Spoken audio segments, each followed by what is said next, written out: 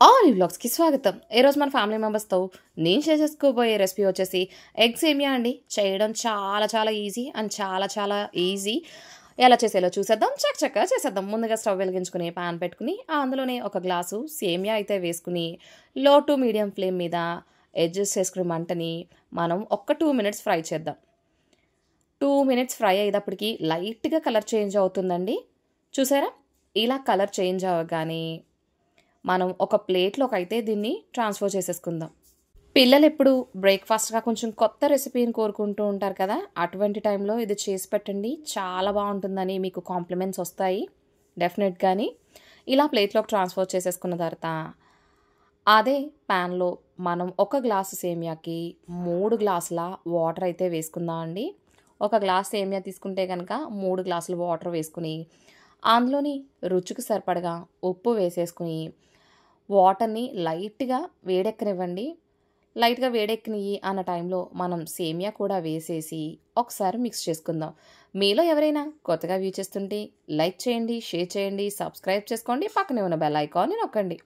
చూడండి, ఇలా మిక్స్ చేసేసుకున్న తర్వాత ఒక 2 to 3 minutes అలా వదిలేసామంటే కనుక మనకి ఒక 90% వరకు అయితే కుక్ అయిపోతుంది. ఈలోపు మనం ఒక గన్ను తీసుకుని అందులోనే నేను ఫిల్టర్ కానీ ఇలా చిల్లులు బుట్ట కానీ పెట్టేసుకోండి. మనం సేమియా ఉడికిన తర్వాత ఇందులో అయితే వేసుకోవడానికి ఈజీగా ఉంటుంది. ఈలోపే మన సేమియా కుక్ అయిందా లేదా అని చూస్తున్నాను. 90% కుక్ అయితే సరిపోతుందండి.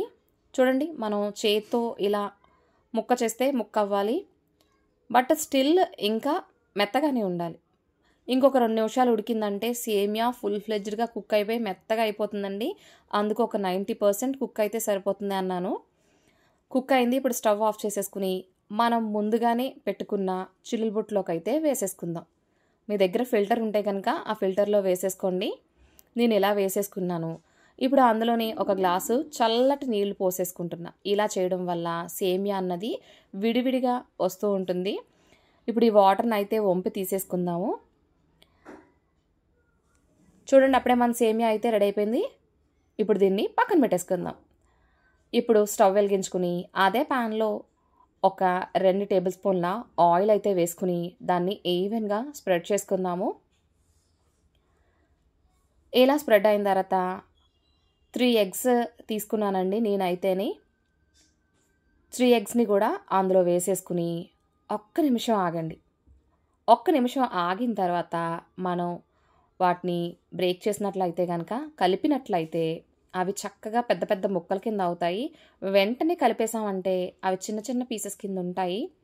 సో మనం ఇక్కడ ఎగ్ని కూడా కనిపించేలా ఉంటే యమ్మీగా తింటారు కాబట్టి పిల్లలు.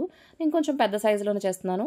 లైట్గా ఫ్రై అయింది ఎగ్ అన్న టైంలో ఒక 1/2 స్పూన్ పసుపు, 1/2 స్పూన్ కారం, కొద్దిగా ఉప్పు చూసి అయితే వేసుకోండి. ఉప్పుని వేసుకుని ఇంకొక నిమిషం ఫ్రై చేసుకుందాం. ఇలా ఫ్రై చేసుకున్న తర్వాత మనం ఒక ప్లేట్లోకి అయితే తీసేసుకుందాం అండి. చూడండి, మనకి పెద్ద పెద్ద పీసెస్ కిందే కనిపిస్తున్నాయి కదా. మీకు ఇంకా పెద్ద పీసెస్ కావాలంటే ఇంకొక 1/2 నిమిషం వెయిట్ చేశారంటే ఇంకొంచెం పెద్దగా కనిపిస్తాయి. నాకు ఇవి ఓకే. సో ఇప్పుడు ఒక ప్లేట్లోకి అయితే వీటిని తీసేసుకున్నాను.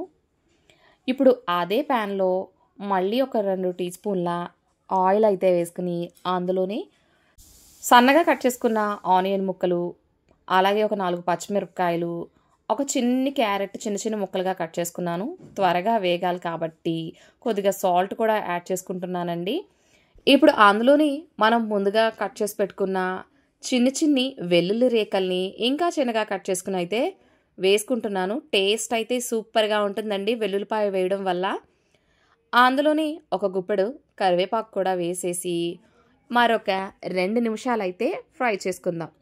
ఇప్పుడు అందులోని ఒక 1/2 స్పూను పసుపు, 1/2 స్పూను మిరియాల పొడి కూడా వేసేసి మనం ఇంకొక నిమిషం ఫ్రై చేసుకుని మనం ముందుగానే ఎగ్ ఫ్రై చేసి పెట్టుకున్నాం కదా దాన్ని కూడా వేసేసి ఒక్కసారి మిక్స్ చేసుకుందాం. దీన్ని సింపుల్గా చెప్పాలంటే మనం సేమియా ఫ్రైడ్ రైస్ అని కూడా చెప్పుకోవచ్చండి. అంత టేస్టీగా సింపుల్గా అయితే అయిపోతుంది. ఏదైనా బ్రేక్ఫాస్ట్గా కానీ ఈవినింగ్ స్నాక్స్గా కూడా మనం దీన్ని ప్రిపేర్ చేసుకోవచ్చు. ఇప్పుడు అందులోనే మనం ముందుగా కుక్ చేసి పెట్టుకున్న సేమియానైతే వేసేసి ఒకసారి కలుపుకుందాము. పొడి పొడిలాడుతూ భలే ఉంది కదా.